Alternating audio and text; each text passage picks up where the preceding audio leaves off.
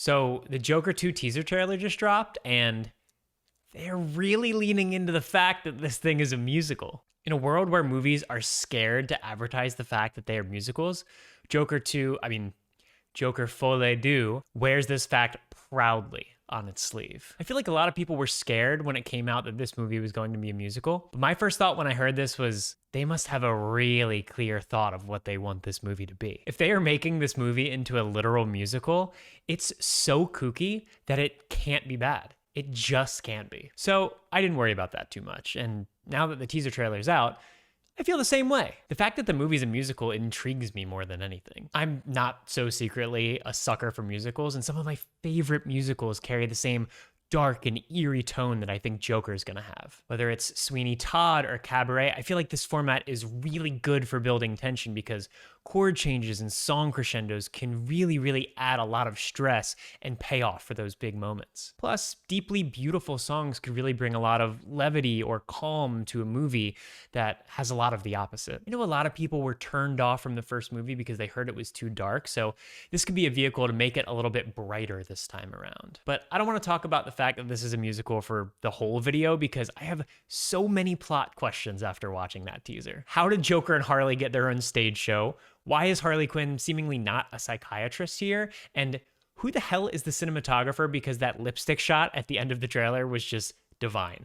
Like, whoever you are, you deserve an award. But going back to that first question, why do Joker and Harley have their own show? I think the best part of the first Joker movie was how it felt like everything was constantly spiraling out of control. We, as the audience, totally believed the Joker's descension into madness because everything was semi-grounded in reality. Arthur was part of the dregs of society with a mental illness being treated like trash, and in his head, he found a way to counteract that system working against him and take the power back. As he rises into the somewhat godlike figure, it's all fairly believable. In the absolute shithole that is Gotham, I can absolutely see the Joker's killing starting some kind of movement amongst the citizens. I can see an old-time talk show host inviting Arthur on to make fun of him, and I can understand when Arthur takes it to the next step, but the movie ends in a pretty concrete way. Joker is behind bars. And obviously Joker was gonna get out in the second movie, I feel like that much is a given, but who in their right mind gives him a stage show? I assumed that Arthur would be an outlaw after escaping from Arkham Asylum. I assumed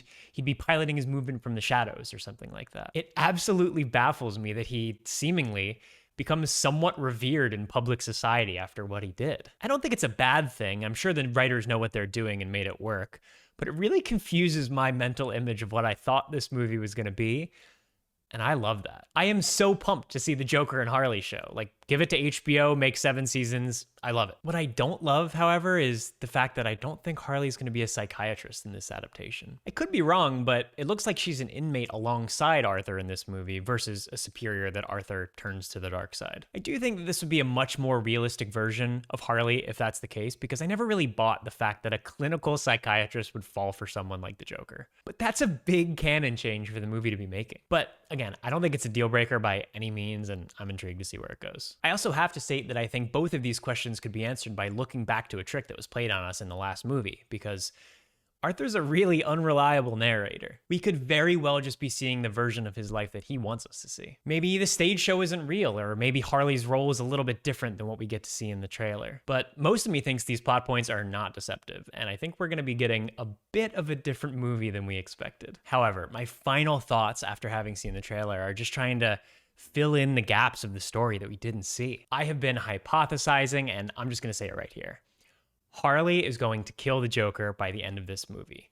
The most Joker thing this movie could do is kill the Joker. I am utterly convinced. And before you say, oh, but that's not something Harley would do, everything's out the window on this one, baby. They are rewriting what we should expect here, and that makes it so fun because it's a genuine possibility. The reason I thought about this were 2 specific clips from the trailer. There's one scene where Harley has a gun in Joker's face when they're doing the stage show, and to me, that's obviously a callback to the first movie where Joker brought a gun to the Murray show. It could just be a fun little nod, but I have the feeling it's something a little bit bigger. But the second scene convinces me more, though. This clip comes right after the first scene that I just mentioned, and Harley is spreading blood on her lips the same way the Joker did at the end of the first movie on the ambulance. Again, it could just be a callback, but to me it feels like she's taking the Joker's mantle. Joaquin Phoenix and Lady Gaga really seem like co-leads on this one, so these two little tidbits really make me feel like a big twist like this could be coming. This is all paired with the fact that we still really don't know that much about the plot of this movie. The plot of the first one was really pushing Arthur to his breaking point so he would start this Joker movement, and in my head, I don't really see how this one can make the same splash. I'm sure we'll learn more in the first full trailer that isn't a teaser, but I'm putting all my chips on the fact that Harley's gonna kill Joker. As for the rest of the movie, no idea, but I am very excited to find out. So what did you think of the trailer? Are you scared about the fact that this movie is gonna be a musical? Do you also think Joker isn't gonna make it to the end? Do we think Jared Leto's Joker is going to make an appearance? Let me know your thoughts below, and please subscribe if you enjoyed this. This is only my second video, and I'd love for some of you to stick around. So that's all I have, and thanks.